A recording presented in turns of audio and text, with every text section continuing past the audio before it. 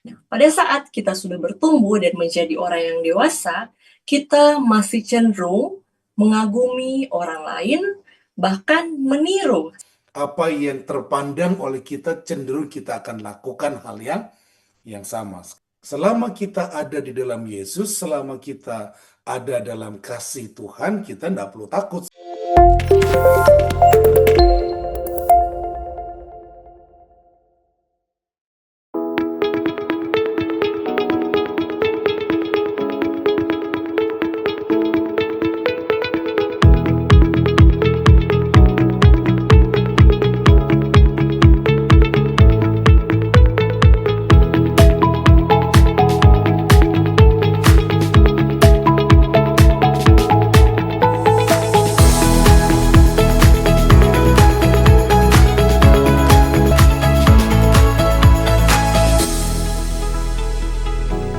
Shalom pemirsa, dimanapun Anda berada, selamat bergabung kembali di acara Bincang-Bincang Santai Sekolah Sahabat. Acara ini dirancang oleh Conference Jawa Barat untuk dapat memberkati kita semua melalui setiap firman Tuhan yang dibahas dalam pelajaran Sekolah Sahabat. Sahabat, pemirsa juga dapat mendukung pelayanan ini melalui like, subscribe, dan share video ini agar lebih banyak orang yang akan terberkati melalui tayangan ini. Saya juga ingin menyapa akan ketiga sahabat rohani kita yang telah memberikan komentar pada pelajaran pekan lalu dari saudari Iis H1. Tuhan memberkati saudara-saudara di bumi Priangan, dan juga dari saudari Ed Merikaya. Tuhan berkati pelajaran sekolah sahabat yang selalu bertumbuh dalam kehidupan kita semua. Amin. Dan oleh saudara @GPS 6896 yang telah membagikan akan ayat firman Tuhan dan juga kutipan Ronobuat yang dapat memberkati kita semua. Dan bagi pemirsa yang ada di rumah yang rindu untuk memberikan salam, komentar, ataupun masukan seputaran acara bincang-bincang santai sekolah sahabat kita, saudara dapat menuliskannya di kolom komentar yang berada di bawah video ini. Dan saat ini kita akan masuk pada pelajaran sekolah sahabat, namun sebelum itu kita akan menyapa akan narasumber kita pada saat ini, yaitu Pendeta Edwin Berhitu. Beliau adalah Direktur Departemen Komunikasi Conference Jawa Barat. Shalom Pak Pendeta, apa kabar? Shalom pemirsa dan juga Via, Tuhan Oke. berkati. Orang Manado bilang, salam Baku Dapa lagi, selamat Baku Dapa lagi. Salam aku dapat. Oke, selamat ketemu lagi ya Pak Pendeta. Amin, amin. Baik. Dan semoga kita semua, Pak Pendeta, walaupun cuaca ekstrim, kita semua dalam Ya, keadaan sehat ya semua. amin. Dan pada saat ini kita akan masuk pada pelajaran ke-8 dalam pembahasan sekolah sahabat kita, namun sebelumnya kita akan berdoa terlebih dahulu. Saya akan memimpin kita dalam doa, dan mari kita bersatu berdoa. Bapa di surga, Bapa yang baik, terima kasih untuk kesempatan yang Tuhan berikan kepada kami untuk belajar firman-Mu melalui pelajaran sekolah sahabat. Tolong kami ya Bapa, agar supaya kami boleh mengerti, dan tolong kami bukan hanya mengerti, tetapi mampukan kami untuk melakukan apa yang menjadi firman-Mu di dalam kehidupan kami, sehingga kehidupan kami boleh dipersiapkan untuk kedatangan Tuhan yang kedua kali. Berkati sahabat-sahabat rohani kami dimanapun mereka berada, kiranya Tuhan selalu bersama-sama dengan mereka, menuntun mereka, dan kiranya mereka selalu di dalam keadaan sehat dan diberkati oleh Tuhan. Terima kasih banyak ya Bapa, dan Tuhan Yesus kami berdoa. Amin. Baik, kita masuk pada pelajaran ke-8 dengan judul Raksasa Iman Yosua dan Kaleb. Yang ayat intinya terdapat dalam Ibrani pasal 13 ayatnya yang ke-7. Ingatlah akan pemimpin-pemimpin kamu yang telah menyampaikan firman Allah kepadamu, perhatikanlah akhir hidup mereka dan contohilah iman mereka.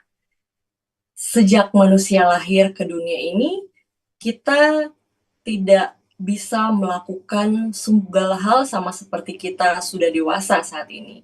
Bahkan kita perlu diajari ya untuk berjalan, berbicara, ataupun untuk mengekspresikan emosi kita, kita meniru atau melihat contoh dari orang dewasa di sekitar kita.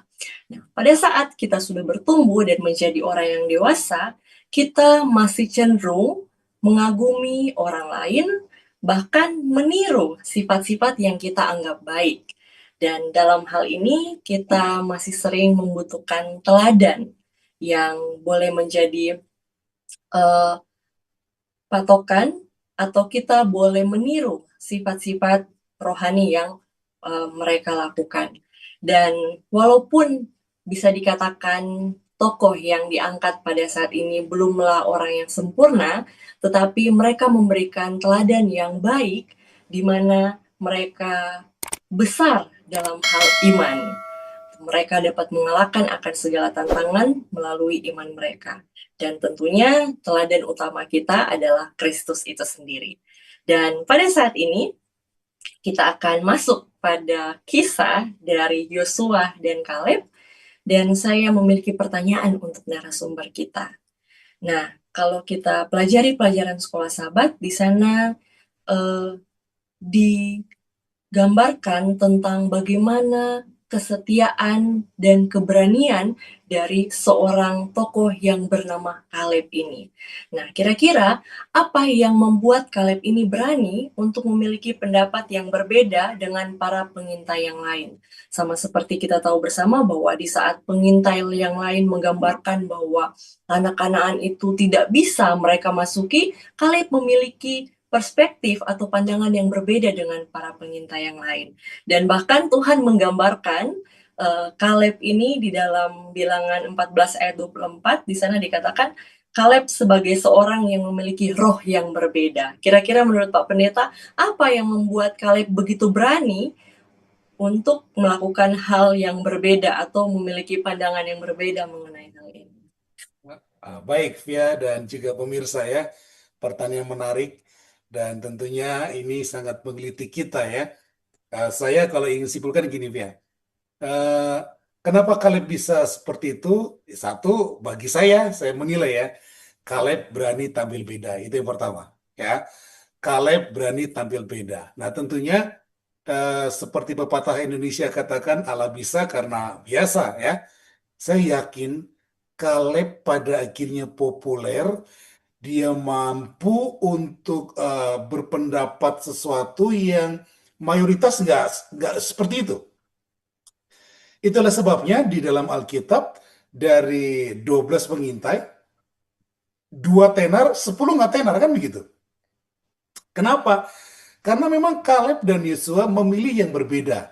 Dan mereka sepakat untuk meyakini keputusannya. Nah, saya tertarik, Via, kalau Via ada sekolah sahabat di sana, boleh dibaca di alinea pertama, alinea kedua, Via. Coba baca di baris 1, 2, dan 3 itu. Berbeda dengan laporan. Boleh Via baca di situ? Berbeda dengan laporan dari 10 pengintai lainnya yang menimbulkan rasa takut di antara orang Israel, Kaleb menunjukkan kepercayaan dan komitmen yang sepenuh hati terhadap janji Tuhan. Nah, saya cukup. Bayangkan ya, itu sangat jelas sekali. Jadi, 40 tahun Kaleb dalam perjalanan padang gurun, pemirsa, ternyata membuat Kaleb ini belajar banyak. Dan Kaleb akhirnya mempercayai Tuhan yang telah memimpin dia dari Mesir kepada tanah Kanaan. Sedangkan 10 orang lainnya itu akhirnya nggak terkenal. Kenapa?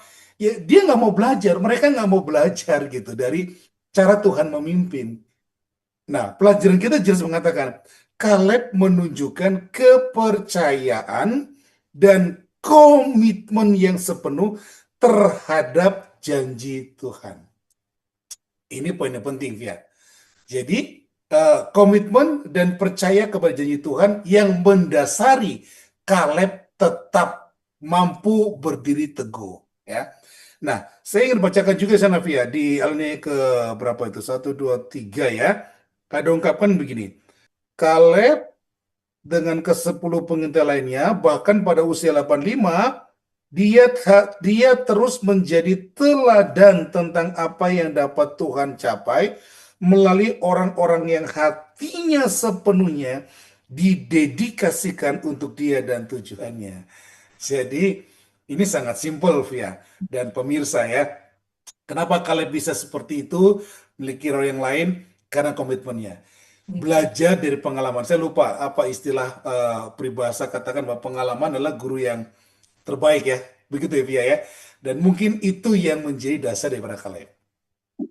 Baik, terima kasih. Jadi belajar dari apa yang sudah terjadi atau pengalaman adalah guru yang terbaik yang pokoknya Iya. jadi teladan ya belajar dari seperti itu. Dan menurut saya kenapa Caleb juga bisa memegang teguh Hmm. akan eh, imannya atau dia berani tampil beda karena bisa jadi dia juga melihat dari tokoh sebelumnya itu Musa. Jadi bisa jadi Hmm. Musa juga sebagai teladan daripada Caleb itu sendiri. Iya. Oke. Baik, Pak Pendeta. Nah, dan di sini kita lihat kalau kita lanjut bagaimana the power of teladan ya. Kekuatan dari teladan ini eh, bukan hanya dialami oleh kita semua karena kita sebagai contohnya sebagai kita orang tua biasanya kita mau anak kita memiliki karakter atau sifat yang baik dan Hmm. kita sebagai orang tua biasanya berusaha dengan keras bagaimana caranya kita boleh melakukan akan hal-hal yang baik supaya anak-anak kita melihat hal yang baik dan mereka mengikuti yang baik dan bahkan kita berusaha kalau boleh hal-hal yang buruk jangan mereka lihat supaya mereka ikuti. Nah, hal yang sama juga dilakukan oleh Caleb. Nah, Caleb memiliki seorang putri yang bernama Aksa. Nah, dan dia juga rindu agar supaya Aksa ini boleh memiliki karakter yang baik dan juga boleh uh, mengikuti iman yang telah dianut oleh iman yang besar yang telah dimiliki oleh Caleb ini. Nah, pertanyaannya adalah seberapa besarkah teladan iman, kesetiaan, dan kesalehan, bahkan keberanian yang dimiliki oleh orang tua dapat mempengaruhi anak mereka. Nah, sama seperti yang terjadi kepada Caleb dan anaknya Aksa, dan apakah masih relevan dengan zaman kita saat ini, Pak Pendeta? Iya, ini menarik ya. Hebat Kaleb ini, dia pingin bahwa keberaniannya itu turun gitu ya. Dan ternyata saya yakin bahwa Aksa dalam perjalanan di padang gurun juga melihat bagaimana sosok ayahnya. Nah, biasanya gini, Alvia, anak-anak perempuan itu pengagum bapaknya gitu ya, Iya. karena ini biasanya ya. Saya tidak tahu pemirsa, mungkin pemirsa bisa memberikan komentar nanti apakah benar bahwa anak perempuan biasanya pengagum bapaknya ya. Nah, dalam hal ini Aksa ini sangat mengagumi ayahnya yaitu Kaleb ya. Dan saat akhirnya Kaleb melihat bahwa Aksa ini juga memiliki spirit yang sama dan dia juga dapat pacar yang sama punya spiritnya namanya Othniel ya. Sehingga itu dengan sendirinya menurun bahkan pada waktu eh, si Aksa atau Othniel ini Kaleb memberikan sebuah sayembara lah yang mau bisa ngerebut ini ya dia akan dapat anak saya dan Othniel adalah orang yang pertama ya dan ini keberanian sehingga ya klop lah Aksa mengagumi ayahnya lalu Othniel pun punya jiwa yang pemberani luar biasa. Nah, saya melihat Via dan pemirsa bahwa ada spirit yang sama antara Aksa Othniel dengan Kaleb. Ya kalau kita baca di sana ya ada satu kutipan di buku Sekolah Sahabat kita. Kisah ini penting di alinea pertama ya. Karena sekali lagi kisah ini menunjukkan keberanian, iman, dan kesiapan Kaleb untuk menghadapi tantangan. Bahkan di selanjutnya dikatakan melalui tekad dan keberaniannya. Aksa meneruskan garis teladan Kaleb. Ya, jadi pertanyaan tadi Via, apakah masih relevan? Saya yakin masih relevan. Ya. Nah, eh, sekolah pertama yang paling baik adalah keluarga. Ya. Dan guru pertama yang paling baik adalah orang tua. Artinya apa, pemirsa dan juga Via?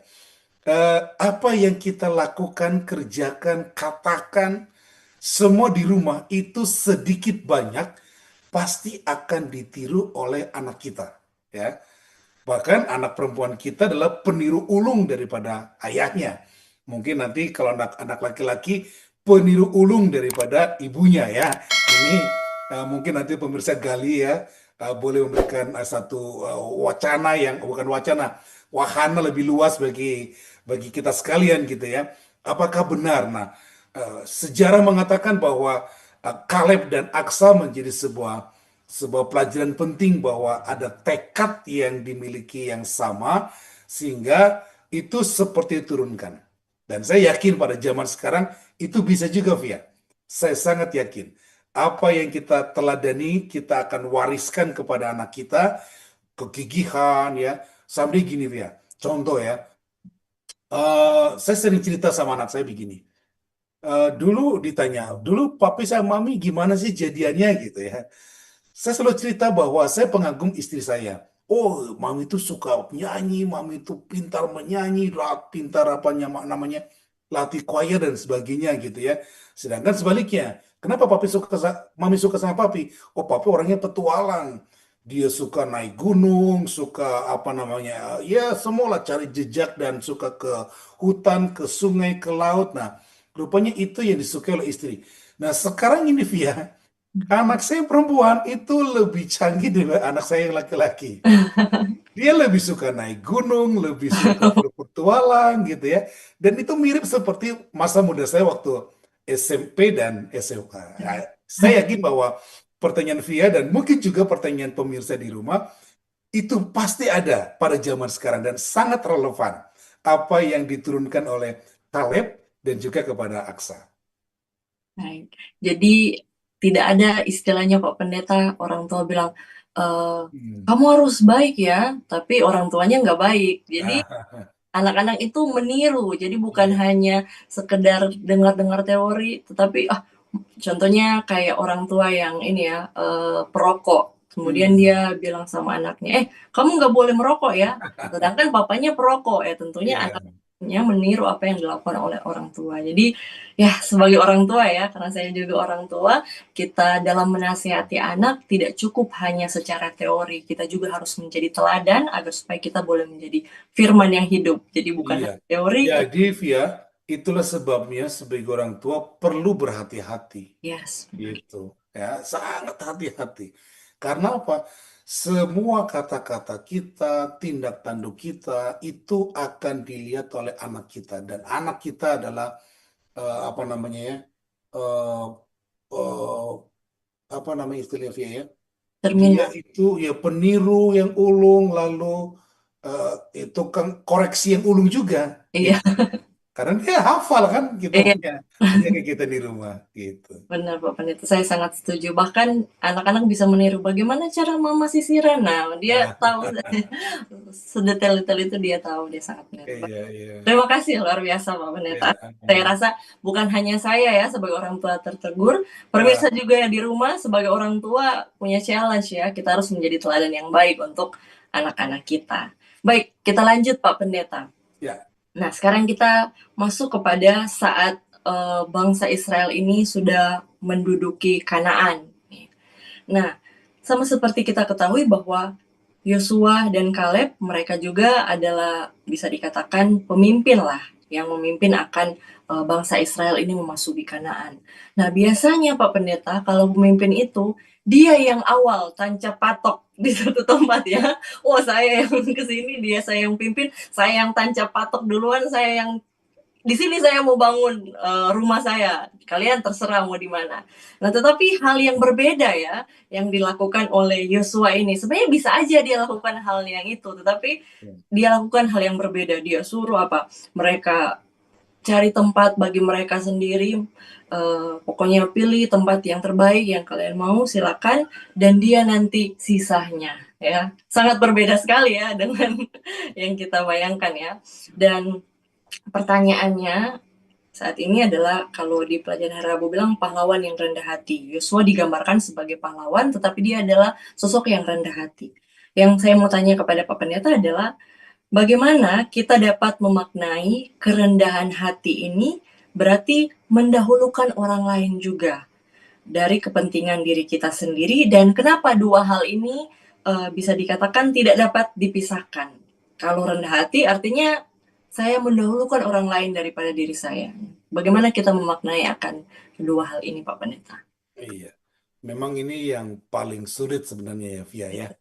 Karena biasanya seorang pemimpin tadi Via katakan ya, pemirsa, bahwa biasanya seorang pemimpin dia akan minta jatah duluan gitu ya. Iya, benar sekali. Tapi inilah yang menunjukkan bahwa kenapa Yosua akhirnya disebut ada seorang raksasa iman. Dia sangat percaya bahwa eh, Allah itu tidak akan membiarkan Yosua nggak dapat tempat. Itu saya mengevaluasi ya, membaca sendiri tentang pelajaran ini ya. Jadi dia bagi dulu kepada anak buahnya. Dia mau anak buahnya sejahtera dulu, pokoknya dapat dulu, nanti terserah lah. Masa iya Tuhan nggak kasih gitu? Iya, Bahkan pelajaran kita katakan, Yosua nggak minta tanah yang sudah mapan, nggak minta tanah yang sudah tertata. Bahkan Yosua harus harus kerja juga untuk merebut tanah tersebut. Ini wonderful, ya, wonderful. Bahkan setelah semua suku Israel itu sudah dapat, bahkan sukunya dia juga sudah dapat, maka dia yang paling terakhir. Ini yang disebut dengan kepemimpinan yang melayani, ya. Jadi serving leader ya. Ini kan kayak Yesus ya. Yesus ini kan dia segala-galanya, Via. Yesus ini ya pemilik pemilik dunia dengan segala ciptaannya gitu ya. Tapi dia mau turun sebagai seorang anak gembala, seorang anak tukang kayu, bahkan dia harus hidup dalam garis kemiskinan di dunia hanya untuk menyelamatkan kita. Itu kan rendah hati. Nah, tadi itu seperti mata uang yang nggak bisa dipisahkan, Via. Pada waktu kita apa rendah hati, pada waktu kita memiliki iman, ya seorang pemimpin yang beriman ya memang harus rendah hati dan itu pasti mendahulukan orang. Jadi dia tidak egois, tidak selfishness, dia tidak aku. Ini ini templakan via bagi saya sebagai pendeta, juga mungkin para pemimpin ya, mungkin pemirsa di rumah coba mengkaji kembali tindakan Yosua yang begitu hebat ya. Dia mendahulukan orang lain, semua bangsanya dapat, dia terakhir. Nah ini terlihat gini dia. Nah, ini hanya kalau orang Manado bilang baku seidu gitu ya. iya, Baku seidu gini. Eh, di gereja kan sering ada potluck gitu ya, ada iya. potluck. Nah, siapa yang makan duluan biasanya? Nah, Pendeta. ya, jadi yang harus makan duluan ya anggota jemaat dan para tamu. Pendeta belakangan harusnya gitu, tapi ini lucu semakin tinggi jabatan pendeta malah pendeta didahulukan gitu ya. Iya, Kadang-kala ini templakan juga harus. Anggota dulu, udah nanti kalau anggota sudah makan kenyang ya barulah kita gitu ya. Nah ini adalah gambaran dari seorang pemimpin yang luar biasa dan Yosua telah memberikan sebuah contoh bagi kita, Via. luar biasa. Teladan kerendahan hati. Jadi bukan hanya teladan iman yang besar, Hmm. tetapi teladan dalam kerendahan hati. Baik, mendahului kepentingan orang lain. Karena Kristus, dia juga mendahului kepentingan Hmm. kita, yaitu bahkan dia rela mati, bukan Yes. untuk dirinya ya, tetapi agar supaya kita bisa selamat. Wah, luar biasa. Nah, Pak Pendeta, di pelajaran hari Kamis, di sini ada kisah, yaitu ada seorang ahli saraf. Di sini dia di University of California, Los Angeles. Dia meneliti tentang fungsi neuron cermin. Hmm. Nah, di mana di sini ketika kita melakukan sesuatu, ada orang yang saat orang lain mengamati kita melakukan sesuatu, contohnya seperti kita tertawa, atau Hmm. mungkin kita sedih atau lain sebagainya, di dalam otak itu dia sama seperti melakukan hal yang sama. Jadi orang lain melakukan tindakan itu, tapi ketika kita dengan serius memperhatikan atau mengamati, otak kita membacanya seperti kita melakukan hal yang sama. Wah, luar biasa ya, ajaib ini. Dan itu ajaibnya Tuhan ya, Tuhan ciptakan itu. Yang artinya ketika kita melihat sesuatu, kita memandang sesuatu, bahkan kita memperhatikan sesuatu, itu sangat berpengaruh kepada kebiasaan kita. Makanya ada firman Tuhan yang bilang kan pergaulan yang buruk merusak Hmm. kebiasaan yang baik ya. Artinya dengan siapa kita bergaul, dengan siapa kita bercakap-cakap setiap hari itu akan sangat mempengaruhi kepribadian kita. Nah, pertanyaannya adalah mengapa ke pertanyaan kepada siapa kita mengarahkan pandangan kita setiap hari adalah sangat penting dan seberapa besarkah pengaruhnya dalam kehidupan kita? Jika sangat besar pengaruhnya, kepada siapakah kita harus mengarahkan pandangan kita? Supaya kita tidak salah pandang nih Pak Unit. Iya. Kalau pemirsa di rumah dan juga via, Ya. kalau ada Alkitab itu di dalam Mazmur pasal yang pertama ya, itu ada sebuah kalimat yang menarik ya, Mazmur pasal pertama. Pemirsa di rumah yang ada Alkitab boleh juga sambil mengikuti.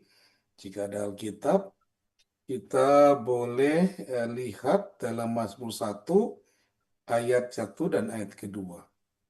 Di sana katakan berbahagialah orang yang tidak berjalan menurut nasihat orang fasik, yang tidak berdiri di jalan orang berdosa, dan yang tidak duduk dalam kumpulan pencemooh, tapi kesukaannya ialah Taurat Tuhan dan yang merenungkan Taurat itu siang dan malam ya. Artinya Via tadi katakan kita gaul dengan siapa ya.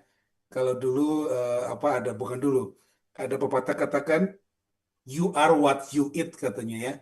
Eh, Kamu adalah apa yang kamu makan gitu ya. Mungkin kalau saya bisa tambahkan sedikit, you are what your friend katanya ya. Mungkin kamu adalah siapa temanmu gitu ya. Kamu gaul dengan siapa? Ya, teman itu akan membentuk kita. Dan itu sangat penting sekali dalam kehidupan rohani kita ya, pemirsa dan juga Via.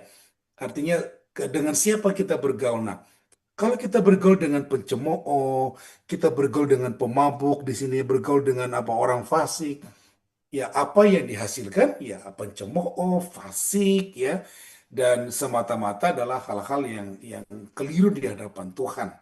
Nah, makanya Tuhan katakan berbahagia kalau kita nggak duduk berjalan, berdiri di jalannya orang itu.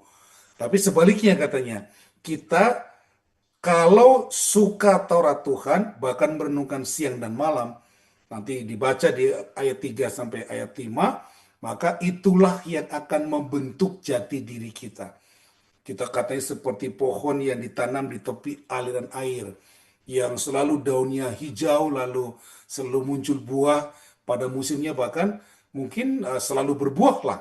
Nah, ini penting. Artinya seperti pertanyaan Via, kepada siapa kita memandang? Ya, jelas sekali pelajaran kita mengatakan bahwa di mana itu? Ellen White katakan ya di pelajaran kita hari Kamis ya, di alinea yang pertama 1 2 boleh Via baca. Ellen White bicara. Ellen G. White berbicara tentang pentingnya memandang karakter Yesus. Hmm. Sambil memandang kepada Yesus, kita memperoleh pandangan tentang Allah dan makin terang dan jelas dan oleh memandang kita berubah. Nah, ya. Jadi dengan memandang Yesus, maka kita akan bisa memandang Allah. Dan Yesus kan katakan begitu waktu dia di dunia ya. Waktu ada pertanyaan Thomas dan pertanyaan yang lainnya ya bahwa siapakah aku katanya. Kalau kamu lihat aku, kamu sudah lihat Allah katanya.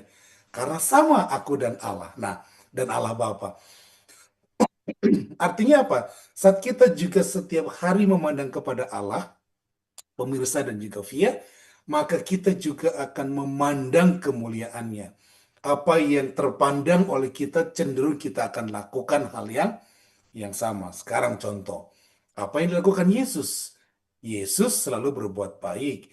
Yesus selalu berbuat kebajikan, berbelas kasihan. Maka karakter Yesus itu ya, Yesus mengampuni. Nah, kalau kita sering pandang Yesus seperti itu, ya otomatis kita juga lakukan tadi seperti percobaan dari Marco sama Lakoboni itu ya. Ini menarik sekali kan? Nah, artinya ya sama kayak kita nonton sesuatu, ya kita nonton film yang film itu mungkin asik sampai membuat kita marah atau menangis gitu, sehingga kita pengen seperti orang yang ada di film tersebut.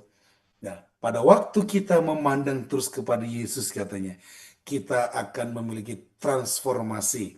Makanya pelajaran kita disebut kita seperti apa tadi itu, ulat bermetamorfosis jadi kepompong lalu jadi kupu-kupu yang indah. Ya, itu yang harus kita lakukan. Amin, puji Tuhan. Makanya ada lagu yang bilang ya, turn your Ah, eyes on Jesus, oh, for yes. His Oke. wonderful face. Jadi pandanglah kepada Yesus yang penuh Hmm, kemuliaan. Jadi iya.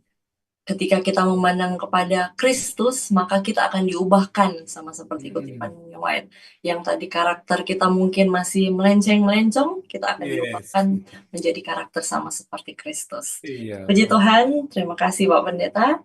Saat ini sebelum kita masuk pada kesimpulan, saya memiliki pertanyaan penutup ya. Dan mungkin ini adalah pertanyaan praktikal ya, dan mungkin menjadi pertanyaan juga kita atau pemirsa dimanapun eh, berada di dalam menghadapi tantangan hidup saat ini. Yang tentunya kita manusia pasti mengalami hal itu ya Pak Pendeta.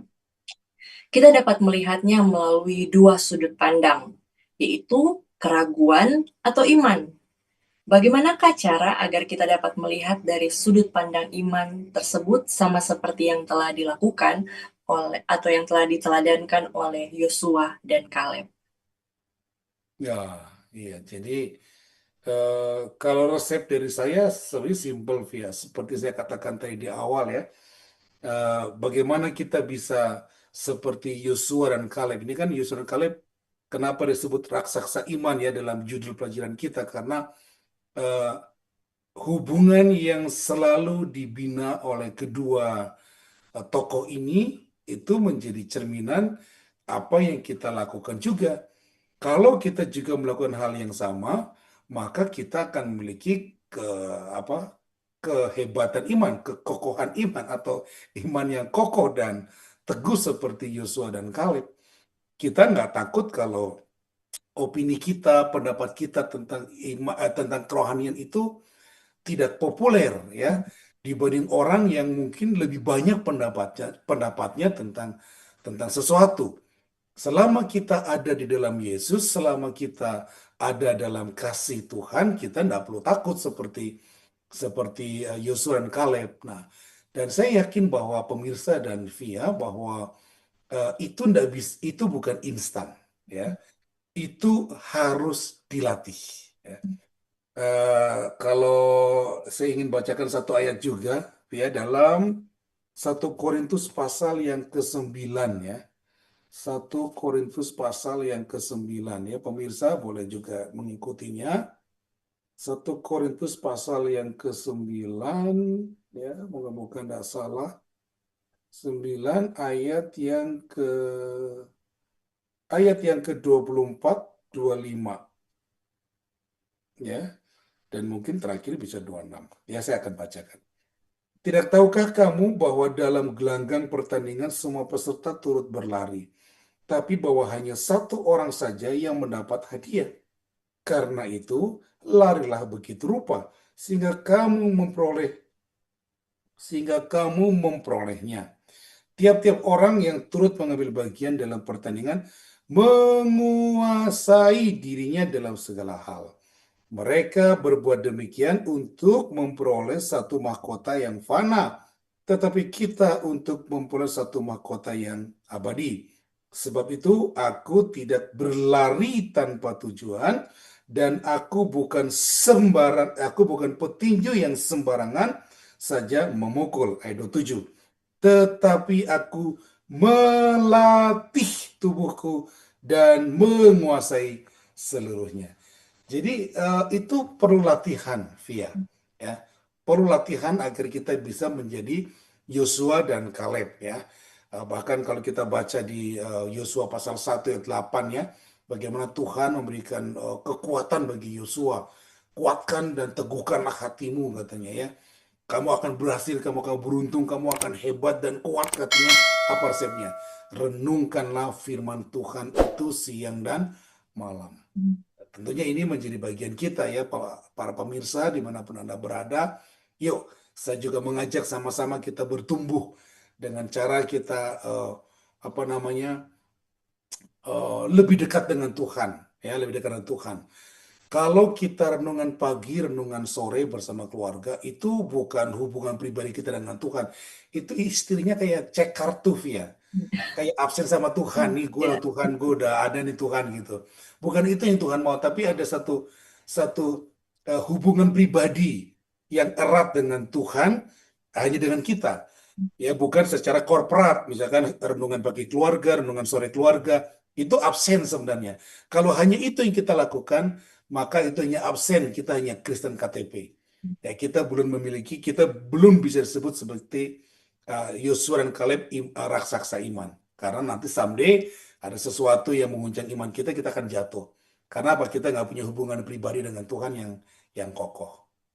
amin, puji Tuhan. Makanya ada statement juga ya yang bilang banyak berdoa, banyak kuasa. Hmm. Kurang berdoa, kurang kuasa, tidak berdoa, tidak ada kuasa. Jadi kita akan memiliki kuasa untuk menang apabila Iya. kita banyak berdoa atau punya Amin. kembali dengan Tuhan. Puji Tuhan luar biasa, saya sangat dikuatkan dan saya rasa pemirsa juga yang ada di rumah sangat dikuatkan dengan renungan firman Tuhan kita melalui pelajaran sekolah Sabat. Adakah yang masih Pak Pendeta ingin tambahkan dari pelajaran sekolah Sabat atau kesimpulan dari semuanya? Ya, prinsipnya pemirsa yang dikasih Tuhan, saya ingin memberikan sebuah tips. Tips ini saya pernah berikan juga di pelajaran yang sama di sekolah sahabat kita ini, dalam Yesaya pasal yang ke-41 ayat 10 dan ayat yang ke-13 ya. Di sana dibilang bahwa Tuhan akan menolong dan memberkati kita. Dengan tangan kananku yang mau kemenangan. Di 13, jangan takut. Tuhan akan memberikan kemenangan dan menyertai dan memberikan pertolongan. Tangan kananmu ku pegang katanya ya. Jadi kalau tangan kanan bertemu dengan tangan kanan, maka hasilnya kerjasama. Itu yang membuat Yosua dan Kaleb akhirnya memiliki kekuatan iman yang luar biasa. Dan hal yang sama, kalau kita melakukan itu, meraih tangan kanan Tuhan, maka ada kekuatan ekstra dalam hidup kita. Dan saya yakin bahwa kita akan kokoh dalam iman, bahkan ada sesuatu yang menggoncang iman kita, kita akan tetap berdiri, tetap di dalam kasih Tuhan Yesus. Amin, puji Tuhan.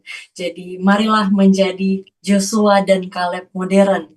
Kita menjadi teladan iman bagi anak-anak kita, bagi lingkungan kita, dimanapun kita berada, dan kita boleh memiliki iman yang bukan hanya kecil, tetapi kita memiliki iman yang raksasa. Amin. Baik, kita akan tutup, akan bincang-bincang santai sekolah sahabat kita. Saya mengundang Pak Pendeta untuk menuntun kita dalam doa. Baik, mari pemirsa, kita akan berdoa. Terima kasih Tuhan, kami sudah mempelajari pelajaran ke-8 tentang raksasa iman. Kami belajar dua sosok yang hebat, sekalipun mereka hanya berdua melawan 10 orang, mereka tetap berani berdiri menghadap Tuhan, berani berdiri demi kebenaran, dan itu semua oleh karena Tuhan yang sudah membentuk Yosua dan Kaleb.